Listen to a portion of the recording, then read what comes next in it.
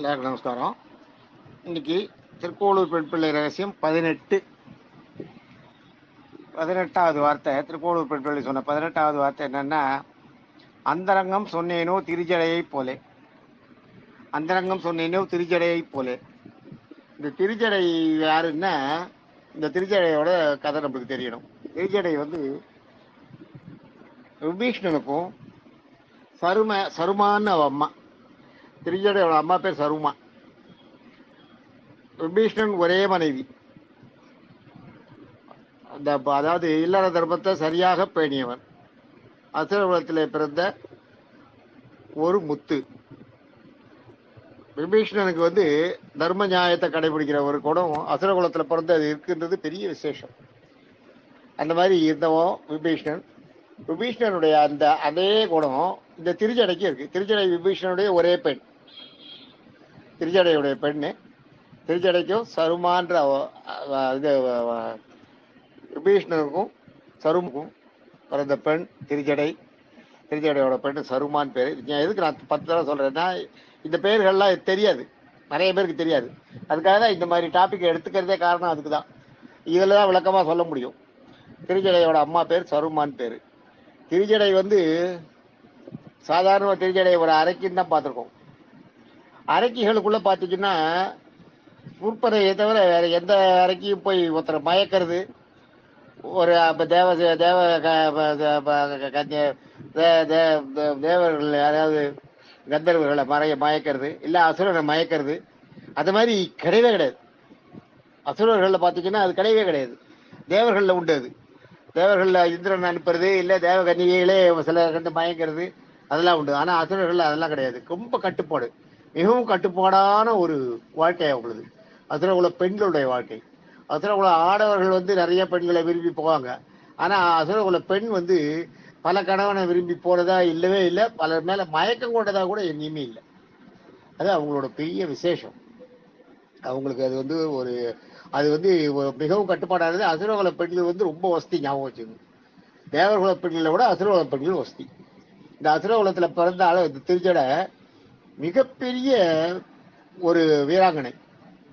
மிகப்பெரிய வீராங்கனை. இந்திரஜித்தை எதிர்த்து போர் புரியும் வல்லமை படைத்தவள். ஞாபகம் வச்சுங்க, இந்திரஜித்தை எதிர்த்து சண்டை போடுற அளவுக்கு அவளுக்கு பவர் இருக்கும். அந்த அளவுக்கு அவளுக்கு வந்து அந்த சக்தி உண்டு. எல்லா ஆற்றலையும் கத்துட்டவன். அதனாலதான் ராவணன் என்ன பண்றான், அதே மாதிரி தர்மத்தை தாண்டி எதுவுமே பண்ண மாட்டான். தர்ம நியாயம் தனக்கு இட்ட வேலையை வந்து கரெக்டா பண்ணுவான். தனக்கு என்ன கடமையை கரெக்டா அக்ரூர் மாதிரி தனக்கு இட்ட கடமையை கரெக்டா செய்வான். ராவணன் அவளுடைய நாட்டுடைய அரசன் பிளஸ் பெரியப்பான்றதை விட அரசன்றதுக்கு தான் அவன் மரியாதை கொடுத்தான். அரசன், நாட்டு அரசன். இவன் வந்து ஒரு அரசாங்க சிப்பந்தி. அவளுக்கிட்ட வேலை என்னன்னா, சீதையை அந்த அசோகவரத்தில் சிறை வச்சிருக்க இடத்துல சீதையை வந்து அங்க பாத்துக்கணும். சீதைக்கு காவல். பிளஸ் இவளுக்கு கீழே நிறைய அரக்கிகள், ஒரு 20-30 அரக்கிகள், அவங்கள போட்டு பாதுகாக்கணும். அதுதான் அரக்கிகளே பாத்தீங்கன்னா, பெரும்பாலான அரக்கிகள், சிப்பந்தியா இருக்கிற அரக்கிகள் வந்து மனசு ஆசிலேஷனே இருக்காது. கரெக்டா அவங்க வேலையை செய்வாங்க. அசுரர்கள் அது கிடையாது. அசுரர்கள்ல விட்ட வேலையை விட்டுட்டு வேற ஏதாவது வேலையை போய் மாட்டிக்கிறது அதெல்லாம் உண்டு. ஆனா அரக்கர்குல பெண்கள்ல அது கிடையவே கிடையாது. அரக்கர்குல அரக்கியர்கள்லாம் பாத்தீங்கன்னா, லங்கினி கரெக்டா ராவணனுக்காக போர் புரிஞ்சா ஆஞ்சநேயர் அடிச்ச உடனே, ஆஞ்சநேயர் அடிச்ச உடனே காலமான உயிர் போகும்போது அவ யாருன்னு புரியுது. ஆஞ்சநேயரை வந்து இது பண்ணிட்டு ஒரு வானத்தால உனக்கு வீழ்ச்சின்னு எனக்கு சொல்லிட்டு, அதனால எனக்கு புரிஞ்சுது, நான் வந்து இலங்கையோட பாதுகாவலா இருந்தவன் சொல்லிட்டு செத்து போறான். அவ வந்து அவன் நினைச்சிருந்தா அந்த ஆஞ்சநேயர் கூட சேர்ந்துட்டு இருக்கலாம். ஆஞ்சநேயர் கூட சேர்ந்துட்டு ஒரு வழி காமிச்சிட்டு போயிடலாம். அது மாதிரி பண்ணல அவன். அரக்கர்களை பண்ணல. அதே விபீஷ்ணன் வந்து என்ன பண்ணான், ராவணனை விட்டு ராமர் கூட வந்து சேர்ந்துட்டான். அதுக்கான காரணங்கள் நிறைய இருக்கு, அது வேற. ஆனால் அசுரர்கள் செய்வார்கள் அந்த வேலையெல்லாம். ஒரு 2 சண்டை நடக்கும்போது ஒரு பக்கத்துல சண்டை நின்று போராடிட்டு சமயத்துல போய் இன்னொரு இதில் சேர்றது அசுரர்களும் செய்ய மாட்டாங்க. அதுலயும் யாராவது 1-2 பேர் செய்வாங்களோ வருமோ. ஆனா தேவகுல பெண்கள்ல சூர்பனகையை தவிர வேற யாரும் வந்து அந்நிய ஆடவர்கள் மேல இச்சை கொண்டு போனதா சரித்திரத்துல வரலாற்றுல எங்கேயுமே கிடையாது. இப்ப திருச்சடையில என்னன்னா, திருச்சடை அசுரகுல பெண் இருந்தாலும் அவளை வந்து அந்த சீதைக்கு காவலா போட்டிருக்கான்.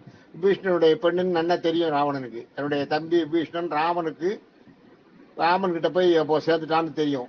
இருந்தாலும் சூப்பரையை நம்புறான். காவல் அவ கரெக்டா இருப்பான். அவளை வந்து அவளோட அப்பா வந்து ராமன்கிட்ட போய் சேர்ந்தா கூட சூர்பனகை வந்து அவளுக்கு இட்ட வேலையை கரெக்டா செய்வா, தர்மத்தை தாண்டி போக மாட்டான்றது ராவணனுக்கு தெரியும். தர்ம நிலையில வந்து சூர்பனகை வந்து ரொம்ப கரெக்டா இருப்பா. என்ன செய்யணுமோ அதை செய்வா. அவளுக்கு இடப்பட்ட வேலையை கரெக்டா செய்வா. அவளுடைய சொந்த எண்ணங்கள்லாம் வேற. அவளுக்கு இடப்பட்ட வேலை சீதையை பாதுகாக்கணும். ஆனா இந்த கூட அவளுக்கு கீழே இருக்க குரூப் இருக்கிற அந்த ராட்சசிகள்லாம் இருக்கா இல்லையா, அரக்கியர்கள், அவங்கெல்லாம் வந்து சீதையை திட்டுறது அடிக்கிறது, உனக்கு ராவணன் மாதிரி ஒருத்தரை கிடைப்பாரான்னு போய் அவங்கள போய் சேர்த்து கொள்றது எல்லாம் ராவணனோட தூண்டுதல்ல தான். அந்த தூண்டுதல்ல எல்லார்டையும் பண்ணா, இவங்கிட்டையும் பண்ணா, திருச்சடைகிட்டையும் பண்ணா. திருச்சனை முடியாதுன்ட்ட. காவல் என்ன போட்டிருக்க, நான் காவல் காப்பேன், என் உயிர் இருக்கிற வரைக்கும் இவளை என்னை விட்டு தாண்டி போக அது மாதிரி பார்த்துப்பேன். நீ வந்து கேட்கும்போது எவ்வளோ உங்ககிட்ட கொடுப்பேன். உங்ககிட்ட இவ வந்து என்கிட்ட இருந்து இங்கேருந்து தப்பிச்சு போறான்னா என் உயிர் போன அப்புறம் தான் நான் போவேன் அப்படின்னு சொல்றான். என் உயிர் போன அப்புறம் தான் இங்கேருந்து தப்பிச்சு போவா. நெல்ல இந்த நாட்டில் வந்து நீ வந்து அதை வந்து இந்த இது வந்து உனக்கு தோல்வி ஏற்படணும். இவளை கொண்டு வச்சிருக்கிறதுல அந்த எண்ணங்கள் உனக்கு மாறி நீ கூப்பிட்டா அனுப்புவேன். இல்லாட்டா நான் அனுப்ப மாட்டேன்னு சொல்லிடுறாளே திருச்சடை அது மாதிரி சொல்லிடுறாரு, அவனுக்கிட்டே சொல்லிடுறான். அதனால ராவணன் வந்து அவளை நம்பினான். அவ்வளவு தர்ம சிந்தனை உடையவள். அவளுக்கு வந்து நிறைய கனவுகள் வருது. இந்த அரக்கியர்கள்லாம் வந்து இவளை துன்புறுத்துறாங்க இல்லையா, அவ கட்டுப்படுத்தினான் எல்லாரையும். இதெல்லாம் இங்க பண்ணக்கூடாது, உங்களுக்கு இடப்பட்ட வேலை என்ன, காவல். சீதை தப்பிச்சு ஓடுறாளா, ஓடி போய் பிடிங்க, எல்லாம் பண்ணுங்க. அவ அப்படியே தானே உட்காந்துருக்கான். எதுக்கு அவளுக்கு தேவையில்லாத மென்டல் டார்ச்சர் கொடுக்குறீங்க நீங்க, அதெல்லாம் பண்ணக்கூடாதுன்னு கண்ட்ரோல் பண்ண அவங்களையெல்லாம். அதே மாதிரி திருச்சடை வந்து சீதை கூட இருக்கும்போது, நான் உன்னுடைய காவல், உன்னை இங்கேருந்து வெளியில போக விட மாட்டேன். ஆனா நீ ஒரு பெண் நீ வந்து மன அவசப்படும் போது உனக்கு ஆறுதல் வார்த்தைகளை சொல்றதுக்கு என்னோட சொந்த உரிமை, அதை நான் செய்வேன் அப்படின்ட்டு அவளுக்கு ஆறுதல் நிறைய சொல்லுவா. நீ கவலையப்படாத, ராமன் வந்து உன்னை கட்சியா காப்பாத்துவான். ராவணனுக்கு வந்து நேரம், எங்க பெரியப்பாவுக்கு நேரம் சரியில்லை, எங்க பெரியப்பாவோட காலம் முடிய போகுது. நான் வந்து விடிய காத்தால கனவன், அருணோதய கனவுன்னு பேர். அதான் அருணோதய கனவுன்னு, அருணோதயம்னா சூரியன் உதயமாற நேரம். உதயமாற நேரத்துல கண்ட கனவு பலிக்குன்னுவா. அந்த சாஸ்திரங்களை எல்லாம் சொல்லுவான். அவளுக்கு வந்து இந்த சகுன சாஸ்திரம், ரேக சாஸ்திரம்லாம் திருச்சடைக்கு நல்லா தெரியும், நிறைய படிச்சிருக்கா. அதை பத்தி சகுன சாஸ்திரத்தை பத்தி சொல்லுவா. அதே மாதிரி சீதையோட கை ரேக சாஸ்திரத்தை பார்த்துட்டு ஒரு இடத்துல, உன்னுடைய ரேகை இந்த இடத்துல விடுபட்டு இருக்கு கொஞ்ச நாள், அதனால நீ வந்து உன் வாழ்க்கை பூரா உனக்கு அவஸ்தை தான்.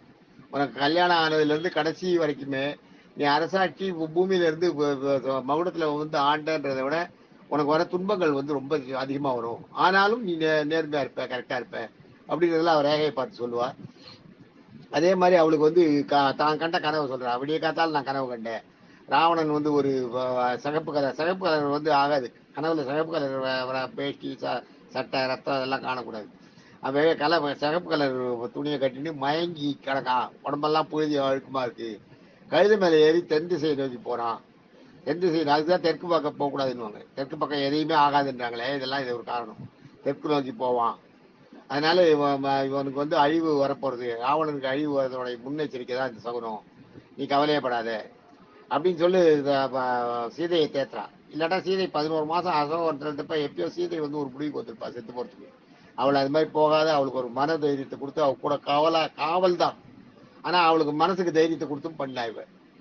அது மாதிரி சொன்னா. அதே மாதிரி ராமலட்சுமணன் வெள்ளை வஸ்திரம் கட்டிட்டு பளிச்சுன்னு யானை மேல கிழக்கு நோக்கி பயணம் பண்ணதை கனவுல கண்டேன். கிழக்கு நோக்கி பயணம் ஜெயம், வெற்றிக்கு அறிகுறி, நீ கவலையப்படாத, ராமலட்சுமணன் ஜெயிச்சுவா, ராவணன் தோத்துருவான், நீ கவலைப்படாத, தைரியமாரு அப்படின்றான். அதே மாதிரி வந்து சண்டையில வந்து ராமருக்கு வந்து ராமர் லட்சுமணன் மூர்த்தியான உடனே இவ சீதை வந்து மயங்கி விழுந்துடுறா. ஐயோ அவ 2 பேரும் செத்து போயிட்டாள். அப்போ வந்து அவ சொல்லுவான், திருச்சடை வந்து சீதையை எழுப்பி சமாதானப்படுத்தி, ராமலட்சுமணன் யாராலும் ஜெயிக்க முடியாது. 2வது ராமரோட உயிர் போயிருந்தால் உன் கழுத்துல இருக்க மாங்கல்யம், நீ வந்து பதிவிரத பத்தினின்றதுனால உன்னுடைய கழுத்துல இருக்க மாங்கல்யம் தானா கீழே விழுந்திருக்கும். அதே மேல 2 பூவை வைப்பான் சீதைக்கு. 2 பூ வைக்கும்போது அந்த பூ ஆடாம இருக்கும் தலையில. திருச்சடை தலையில வந்து சீதையோட தலையில பூ வைப்பா. பூ வைக்கும்போது அந்த பூ ஆடாம இருக்கும். உன் தலையில வச்ச பூ ஆடல, உன் கணவன் உயிர் போயிருந்தீங்கன்னா அந்த பூ ஆடிடும். நீ வந்து உன் திருமங்கல்ல உன் கழுத்துல இருக்க, அது விழுந்துடும். அதனால நீ கவலையப்படாத, உன் கணவனுக்கு உயிரெல்லாம் போகல, நான் சொல்றேன் இருன்ட்டு இவ்வளவு மாய சக்தி தெரிஞ்சவன். இவ்வளவு மாய சக்தியில பார்த்துட்டு கணவன் உயிர் போகல, மயக்கம் அடைஞ்சிருக்காங்க, அவங்க எழுந்திருப்பாங்க, நீ கவலையப்படாத தைரியமா இருந்து ராமலட்சுமண சீதையை தேத்தினவர் வந்தான். அவன் இந்திரஜித் வந்து அவங்க ராமரையும் லட்சுமணையும் நாகபாஷத்தால பண்ணிடுறான் இல்லையா, அடிச்சிடுறான். அதுக்கப்புறம் வந்து பிரம்மாஸ்திரத்தால் அடிச்சிடுறான். அதுக்கப்புறம் அதில் நாகபாஷத்தையும் சேர்த்து இது பண்ணிடுறான். விஷம் ஏறிடுது ரெண்டு பேருக்கும். அந்த விஷத்தை சாப்பிட்டு அப்படியே மூச்சையாகி கிடக்கிறத பார்த்துட்டு செத்து போயிட்டாருன்னு சொல்லுவான். அதை போய் அந்த சீனை வந்து சீதைக்கு காட்ட சொல்லுவான். இந்திரஜித் எடுத்து அந்த சீனை காட்டுவான் சீதை கிட்ட. அது எல்லாம் மாயா சக்தி இருக்கு இல்லையா, அங்கே பாரு போர்க்களத்தில் என்ன நடக்கிறதுன்னு பாருன்னு இப்போ தன்னோட இதில் காமிப்பான் சீதை கிட்ட. அங்கே பாரு ராவணனும் ராமரும் லட்சுமணனும் செத்து போயாச்சு, இனிமே நீ உன்னோட இது எல்லாம் வைராகி எல்லாம் வேஸ்ட்டு அப்படின்னுவான். அவன் ராவணன் கிட்ட சொல்லுவான் நீ கவர்ந்து வந்தது தப்புன்னு. கடைசியில சண்டைக்கு வர நேரத்துல சொல்லுவான், நமக்கு தோல்வி மேல தோல்வி வரதுக்கு காரணம் இதுதான், இந்த இடத்துல நியாயம் இல்லை, அறம் இல்லை, தப்பு பண்ணிருக்கப்பான்னு சொல்லுவான். அதுக்கப்புறம் ராவணன் வந்து சரி நீ போகாத, நான் செத்து போயிடுவேன், நான் போய் போறேன் சண்டைக்கு போறேன், நான் செத்து போறேன், செத்து போன அப்புறம் நீ அரசாளுன்னுவான். நீ அரசாளுன்னு எனக்கு அந்த மாதிரி எண்ணம் இல்லை, நான் போறேன், நாங்க உயிரோடு இருக்கும்போது ஒன்னும் சண்டைக்கு போக கூட மாட்டேன்னு சொல்லிட்டு தான் இந்திரஜித் போறான், சண்டைக்கு போறான், கடைசியில செத்து போறான். அந்த மாதிரி இந்திரஜித் கொண்டு காட்டும் போது இவன் சொல்லுவான் தெரிஞ்சட, அவளுக்கு வந்து ஆறுதல் சொல்லுவா கிடையாதுன்னுவா. அதுக்கேற்ற மாதிரி அந்த சீனை பார்த்த அப்புறம் அவன் இந்திரஜித் காமிச்சிட்டு போயிடுவான். போன அப்புறம் சீதைக்கு ஆறுதல் சொல்லி இந்த திருமாங்கல்லி அப்படியே இருக்கு, உன் தலையில வச்ச பூ ஆடலை, அதனால நீ சுமங்கலி தான், நீ சுமங்கலின் போது ராமர் உயிர் போயிருக்காது அப்படின்னு சொல்லுவா, தேத்துவான் அவளை. சண்டையில அங்க ராமராவண யுத்தத்துல என்னென்ன நடக்கிறதுன்றதெல்லாம் எடுத்து சொல்லுவா. ஒரு நேரத்துல வந்து ராவணன் வந்து மூலபல சேனைன்னு ஒண்ணு இருக்கு. அந்த மூலபல சேனை வந்து கடைசி ராஜாக்களோட கடைசி ஆயுதம். அந்த சேனையை வந்து இவரோட மாய சக்தியால சின்ன சின்ன பொம்மைகளா ஆக்கி ஒரு பெரிய அரண்மனை ரூம் வந்து பூரா அவங்கள உள்ள அடுக்கி வச்சிருந்து மூடி வச்சிருந்தான், சின்ன சின்ன பொம்மைகளா மாத்தி. அதுக்கெல்லாம் உயிரை கொடுத்து அந்த மூலபல சேனையை வர சொல்லிடுவோம். வர சொல்லிட்ட உடனே அந்த சேனை திரண்டு வரும். திரண்டு வர நேரத்தில் ராமன் நீ ஒரு அந்த சேனையை பார்த்து வானரங்கள்லாம் பயந்துடும். பயந்து எங்கேயோ போய் ஒளியும் எல்லா வானரமும். ஏன்னா அது சேனையா தெரியல, புத்துல இருந்து ஈசல் கிளம்புற மாதிரி வந்துட்டே இருக்கு, பயந்துருவான். உடனே ராமர் என்ன சொல்லுவாரு, இவங்க ராட்சசங்களே, இவங்க எல்லாம் பலசாலிகள், எல்லாம் பெரிய பெரிய பலசாலிகள், பெரிய பெரிய கில்லாடிகள். இவன் என்ன சொல்லுவான், முதல்ல நம்ம வானர சேனை எல்லாத்தையும் பத்திரப்படுத்து, அவங்க கிட்ட போய் மாட்டிட்டு சாகாத அளவுக்கு எல்லாரையும் கொண்டு போய் ஒரு இடத்துல பத்திரமா ஒதுங்கி ஒரு இடத்துல எடுத்து சொல்லி, அது மரங்கள்ல அங்கங்க இருக்கிற மரங்கள்ல மேலே ஏறிக்க சொல்லு அப்படின்னு சொல்லி எல்லாரையும் ஏறிக்க சொல்லிட்டு ராமன் தனி ஒருவனா, ஒரே ஆள், வேற யாரும் கிடையாது. லட்சுமணனை கூட அனுப்பிடுறான், விபீஷணனை கூட ஓரமா போய் ஒதுங்கி எங்கேயாவது ஓரமா நின்று போய் சண்டையில மாட்டிக்காத மேலே உட்காந்து தனி ஒருவனா தன்னுடைய பானத்தை எடுத்து விட்டு அத்தனை அந்த மூலபல சேனையை 3 மணி நேரத்துல காலி பண்ணான். எல்லாரும் செத்து போயிடுறான். ராமனுடைய அந்த அஸ்திரங்களுக்கு முன்னாடி ஒண்ணுமே பண்ண முடியல, எல்லாருமே செத்து போயிடுறான். அந்த மாதிரி ராமனுடைய பராக்கிரமம் அதையெல்லாம் தெரிஞ்சட சொல்லுவா. இந்த மாதிரி மூலபல சேனையை அழிச்சுட்டான், மூலபல சேனை வந்து ராவணனுடைய மிகப்பெரிய சொத்து, அதையே ராவன் வந்து தனி ஒரு ஆளா இருந்து சண்டை போட்டு ஜெயிச்சிருக்கான், அவனை எல்லாம் ஒண்ணும் பண்ண முடியாது, நீ பயப்படாத அப்படின்னு சொல்லி அவளுக்கு தேய்க்கிறதாவதான் திருச்சடையோட ரோல் வந்து மகத்தான ரோல். ஏன்னா சீதை வந்து ஒரு இக்கட்டுல இருக்கும்போது, இன்னல்ல இருக்கும்போது அவளை ஆசுவாசப்படுத்தி அவளை தேத்தி அவளுக்கு தைரியம் கொடுத்து அவளை உயிரோட இருக்க வச்சது வந்து திருச்சடை தான். அதுதான் சொல்றான், அந்தரங்கம் சொன்னேனோ திருச்சடை போலேன்னா, அந்தரங்கம்ன்றது என்னன்னா இதுல கண்ட கனவுகள். அந்தரங்கம்ன்றது வந்து ரகசியமான விஷயம், கண்ட கனவுகள், ஜோசியத்தில் நடக்கிற விஷயம், அதுதான் அந்தரங்கன்றது. அரங்கன்றது வெளிப்படையா தெரியுது, அந்தரங்கன்றது வெளிப்படையா தெரியாத விஷயம். அதையெல்லாம் திருச்சடை வந்து சீதைக்கு சொல்லி அவளை தேத்தரா இல்லையா, அதை தான் சொல்றா இவ. அது மாதிரி நான் ஏதாவது பண்ணேன், இங்க ஏதாவது ராம இதுலயோ இல்ல வேற ஏதாவது யாருக்காவது அது மாதிரி கஷ்டப்படுறவாளை நான் சொல்லி தேத்தினேனா, என்ன வந்து போக வேண்டாம்னு சொல்றீங்களேன்னு ராமானுஜர்கிட்ட திருப்பூர் பெண் பிள்ளை சொல்றா, அந்தரங்கம் சொன்னேனோ திருச்சடையை போலே அப்படின்னு. அங்க திருச்சடையோட வரலாறுல இப்ப நம்ம தெரிஞ்சிடுவோம். திருச்சடை இதுல இந்த திருச்சடை வரலாறு நம்ம தெரிஞ்சுக்கிறது முக்கியமான விஷயம் என்ன, திருச்சடையோட அம்மா சருமைன்னு பேரு, சருமான்னு பேரு. அதே மாதிரி திருச்சடையோட பராக்கிரமம், இந்திரஜித்துக்கு இணையா போர் புரிய வல்லமை படைத்தவன், இது எல்லாருக்கும் தெரியாது இல்லையா. அதே மாதிரி அவ வந்து கைரேகையிலையும் கனவு பலன் சொல்றதுலையும் அந்த அவள் வந்து ரொம்ப அது அதீத சக்தி படைத்தவள். ஆக திருச்சடையோட வரலாறு இது. இதை நம்ம இந்த திருக்கோளூர் ரகசியம் 91 இதை நம்ம தெரிஞ்சினோம். தேங்க்யூ, நாளை சந்திப்போம்.